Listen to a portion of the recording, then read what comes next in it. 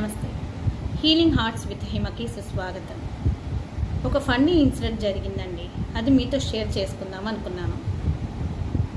చాలా ఏళ్ల క్రితం అందరం కలిసి ఫ్రెండ్స్ అందరం కలిసి పెళ్ళికి వెళ్ళామండి. అందరం ఏదో ఒకటి మాట్లాడుకుంటూ ఉన్నాము. మా ఫ్రెండ్ ఒక చంద్రిక అనే అమ్మాయి ఉంది.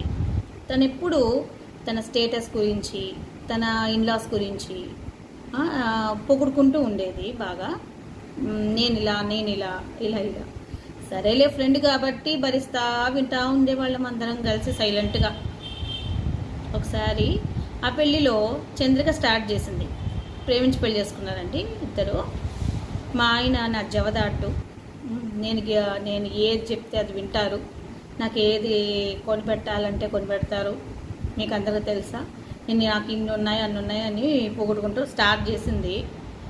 స్టార్ట్ చేసింది. ఇది ఇంకా అయ్యేటట్లేదు అనుకుంటూ ఉన్నప్పుడు ఒక ఆవిడ వచ్చి, చంద్రిక మీ ఆయన నీ గురించి ఎంత బాగా చెప్తున్నాడో చూడు అనిందనమాట.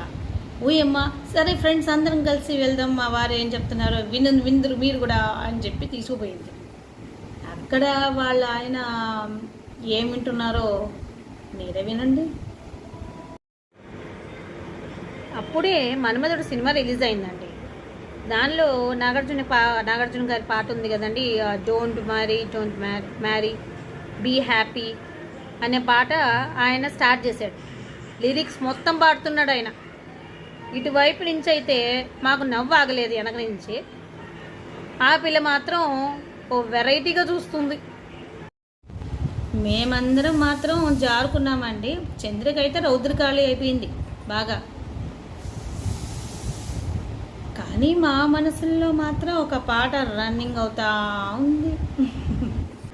గున్నా మామిడి ఆ పాట మాత్రం మాకు మెదడులో రన్నింగ్ అవుతూ ఉంది.